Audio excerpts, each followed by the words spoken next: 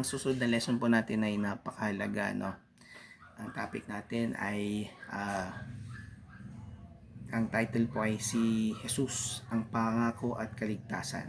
Right? So, again, magandang gabi po sa inyong lahat. Yan, simulan natin sa pasimula. Nilikha ng Diyos ang langit at lupa. Right? At binigyan niya ang buhay ang lahat ng nilikha. So, si Adan at si Eva ay may direktang ugnayan noon sa lumikha at sila ay nagkaroon ng perpektong buhay. Right? Ngunit, pumasok yung panlilinlang ng kaaway. Right? Sa Romans 5:12 sinasabi doon, therefore, just as sin entered the world through one man, and death through sin, and this way death came to all people because all sinned. Right? Dahil sa kasalanan namatay ang buhay na yon at lahat tayo ay naging alipin ng kamatayan. Right? Pero may pangako ng kaligtasan. So sa Ephesians chapter 2 verse 2 to 12 to 14, sinabi doon, remember that at that time you were separate from Christ, without hope and without God in the world. But now in Christ Jesus, you who once were far away have been brought near by the blood of Christ. Okay? So, dahil sa dugo ng ating Panginoong Hesukristo, tayo ay nailapit sa ating Diyos. Right?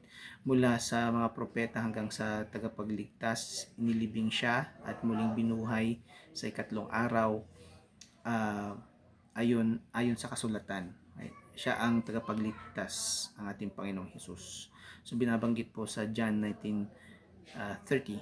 John chapter 19 verse 30. When he had received the drink, Jesus said, "It is finished." With that, he bowed his head and gave up his spirit. Natupad niya ang lahat ng propesiya ng lumang tipan. Ito'y perpektong sakripisyo para sa ating mga kasalanan. Right? At ang resulta, buhay na walang hanggan. Right? So, lagi kong sasabihin yung sa John chapter 17:3, ibig sabihin doon, ang sinasabi doon, now this is eternal life, that they know you, the only true God, in Jesus Christ, whom you have sent. So sa John chapter 5 verse 34, sinasabi din doon, I tell you that the truth, I have much more to say to you, more than you can now bear. Right? Kailangan nating pag-aralan ang kasulatan. Right? So yun ang mensahe sa atin ng ating Panginoong Hesukristo. So sa unang Korinto, 1 Corinthians 15 chapter 15 verse 34, ang mensahe doon sabi, come back to your senses at your oath.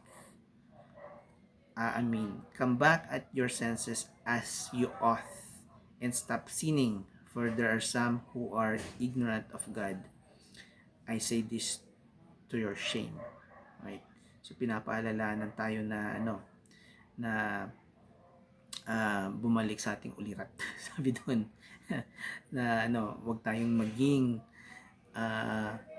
walang alam tungkol sa Diyos. Mahalaga na malaman natin ang tungkol sa Kanya, pagkat ito'y nangungulugan ng buhay na walang hanggan. At sa Matthew 1:21, ang sabi doon, she will give birth to a son, and you are to give him the name Jesus. Right? Tinutukoy dito ay ating inang birheng si Maria, ang ina ng ating Panginoong Hesukristo nung nandito siya sa lupa. Right? Ulitin ko, she will give birth to a son, and you are to give him the name Jesus, because he will save the people from their sins. Si Jesus, ang ibig sabihin ay tagapagligtas ng tao. Sa madaling salita, kailangan natin kilalanin ang ating Panginoong Hesukristo, ang pangakong tagapagligtas. Siya ang daan patungo sa kaharian ng Diyos, kung saan matatanggap natin ang buhay, ang tunay na buhay, at ang pagkilala sa tunay na Diyos sa pamamagitan ng masigasig na pag-aaral ng salita ay buhay na walang hanggan. Right? So mga kapatid, wag nating sayangin ang pagkakataon. Right? Pag-aralan natin ang Biblia habang may oras. Right? Araw-araw basahin na may gabay ng banal na spirito. Right? Para hindi tayo maloko.